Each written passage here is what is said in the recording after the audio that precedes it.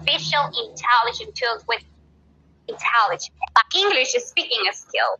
¿Pueden escuchar? ¿Se puede escuchar? Okay, good. Good afternoon to everyone. It's a pleasure to be here presenting our project with Mr. Antonio Espinal about how exploring teachers' perception has engaged English or artificial intelligence to engage English speaking skills. All right? So let's see what we have here. Just imagine, you're just going to imagine that we have a classroom with a personalized teacher, all right? A personalized teacher where the teacher we can find in any time, the 24 hours. For example, it's personalized for the learning of the student. Well, that's the power of artificial intelligence.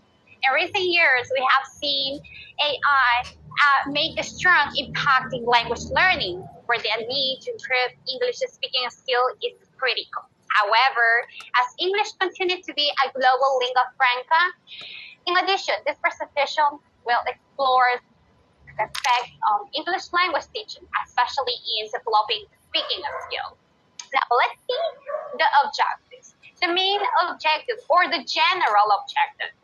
The first one says to explore teachers' viewpoints and perspectives towards the integration of artificial intelligence tools with English speaking skills. To explore the perspectives about the integration of artificial intelligence on communicative skills in English. To understand how the use of artificial intelligence can positively or negatively affect student performance. Last, to describe how artificial intelligence can be used to improve English speaking skills. All right, now we're going to focus on the theoretical, right?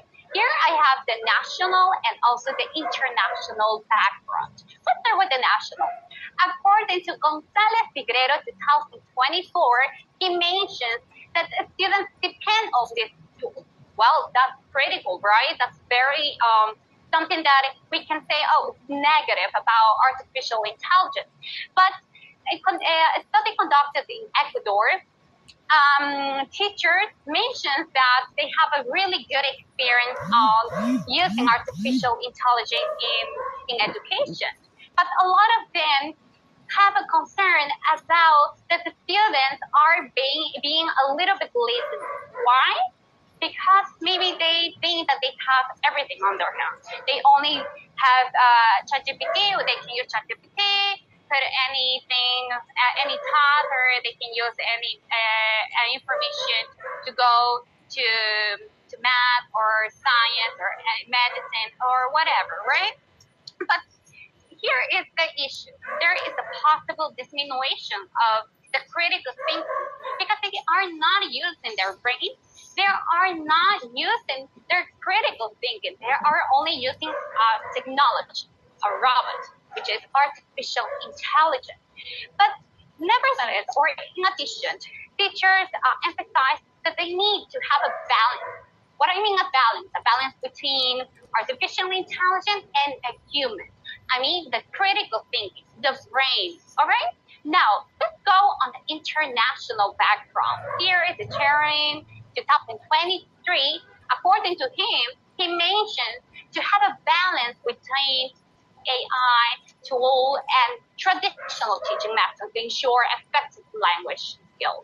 But the question is, how can we have a balance between artificial intelligence and with the humans? Well, there are several ideas to have a balance between them. For example, there is the interaction of humans, where the students have interactions face-to-face in the classroom, or when the teacher makes sure to not replace the AI or artificial intelligence, not to replace, but how can we do that? Maybe the teacher can use Duolingo to put it in the platform, and then the next day they can use it in the classroom, where students can have a debate or activities where they are going to share what they learned from Duolingo, all right? But something I want to say that artificial intelligence is not only ChatGPT. There are websites, for example, Google or Wikipedia, or there are a lot of more of them. Another thing that we can make a balance or have a balance between the two of them is to use artificial intelligence as a support, where the teacher can use maybe ChatGPT or another tools to engage, to catch the attention of the children. For example, just imagine the traditional teaching where the teacher stands in front of the student and starts talking and talking and talking, but the teacher doesn't have any answer of the students. The students are really bored. So what happens here? The teacher can use artificial intelligence to engage the students, maybe by videos, with games, with a lot of them. So that's how we can make or create a balance between them. All right, let's go with the pedagogical basis. Here we have the CLT, which is the communicative language teaching approach, where it mentions that the classroom or the learning needs to be a dynamic and participatory learning. We have to know that artificial intelligence has a good impact, especially in the education, in English and speaking skills. Not only because you're going to acquire a lot of vocabulary, but because it's going to help to have a good pronunciation, fluency, and a lot of more. For example, they can use SpeechLink. SpeechLink is a tool where students may have a feedback, all right? A feedback where they can understand what are the errors that they are making, right? And at the same time, they can correct those errors. And another thing is that they can be more confident because they are going to be learning or having to a personalized time for them to learn, acquire more pronunciation, fluency, and for the next day, they can put more engaged, all right? Now, let's go with the theoretical basis. The constructivism learning, which is by Jean Piaget, he talked about experiences, all right? Jean Piaget talks about a lot about experiences. He said that children can learn by experiences. But how can we implement artificial intelligence and experience on the theory of Jean Piaget? Well, there are several tools. For example, there are Duolingo, or the thing is to simulate a real conversation. And ChatGPT, that tool can make that possible. Not only ChatGPT, not only Duolingo, not only SpeechLink, but HelloTalk is another tool that they can implement to have a real conversation with native people. And same thing, teacher can put this kind of tool in the platform and try to talk with them, with the students for the next day. All right? Now, let's go to the legal basis. Article 27, Section 5 of the Constitución de la República del Ecuador 2021. Let's go with the definition. Here are the speaking skill, artificial intelligence. According to Torghi, 2006, he mentions that a speaking skill is about repetition and processing information. Well, yeah, that's true. Speaking skill is when you are trying to communicate with another person and start talking and acquire new vocabulary, new pronunciation, a lot of fluency to be better on that skill. All right? What's artificial intelligence? Well, artificial intelligence is an innovative tool, but it's very far from replacing human capability. Why did I say that? Because the teacher is the main character here, not the artificial intelligence, not the robot, because artificial intelligence is just a machine, all right? So the teacher is going to be in front of the class, teaching, guiding, and the tool is just going to be a support, all right? Now, let's go. Here are only the methodologies, qualitative methodology, where it was experimenting by by questionnaires, interview one-on-one, and interview was conducted by the platform, a Zoom platform, and also the questionnaires help us to acquire more information based on the experience of teachers. All right, now let's go with the results, which is here four relevant questions. For example, the second question says, what do you think about the artificial intelligence revolution on Ecuador? Of course, we have the negative and the positive. The concern says that artificial intelligence might foster students' laziness and reduce students' effort. As I mentioned before, yeah, that's true. The students think that they can only go on this kind of tool and copy and paste. But that's the reason that teachers support, the teachers say or want or suggest to have a balance between them, all right? Now, let's go with the pros. Artificial intelligence tools enhance learning through information, access, and exploration of opportunities.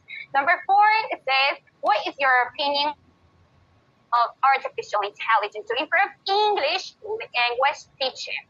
Artificial improves the skills such as reading, listening, writing, and especially in speaking, the area of speaking, right? Artificial intelligence is not only good for English or for the language. It can be in different areas, for example, in medicine, science, social studies. We can use it, all right? Now, it has a limitation and accurately assesses students' language ability. In your experience, what are some of the potential benefits and draws of incorporating into English language in terms particularly of developing skills? Well, it mentions that students need to be confident. And another one is it can affect the development of the critical thinking. Well, yes, that's true. The next question mentions that what specific aspects of English speaking do you believe artificial could be most beneficial for? Well, artificial improves the pronunciation, intonation, fluency, and so on. All right? Now, let's go with the conclusions. Well, artificial intelligence has a really good potential. We know that it has a really good potential, and it facilitates the teaching process by providing a really good information or important information which are personalized, and students may have a feedback. Now, the research found that artificial can have both positive and negative. For example, the negative is that the students depend on this kind of tool. And the positive is that we can personalize. We can have a balance between them. It's crucial to maintain a balance between the use of artificial tools and human interactions in the classroom. Now, the recommendation suggests that teachers incur critical reflections in students about the use of artificial intelligence, promote the development of critical thinking skills. In addition, consider fundamental, something important to have a really good interaction in the classroom. And finally, I propose that educators continually evaluate the impact of artificial intelligence on the process of the learning and adjusting its use to maximize its benefits and minimize the potential risk. Well, thank you so much for all of you guys.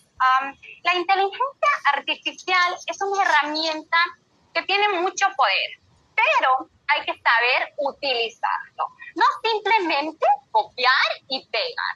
Tenemos que desarrollar nuestro critical thinking, nuestro cerebro, ¿alright? Entonces, la herramienta artificial puede ser tanto positiva y negativa, especialmente para los estudiantes hoy en día que a veces cometemos el error simplemente de copiar la información y pegar y ya está, y no utilizamos nuestro brain. Entonces, lo que sugiere esta investigación es que podamos tener un balance entre lo que es la inteligencia artificial y con nosotros mismos, ¿ya? espero que les haya gustado la presentación. Thank you so much. Okay, Paulina, thank you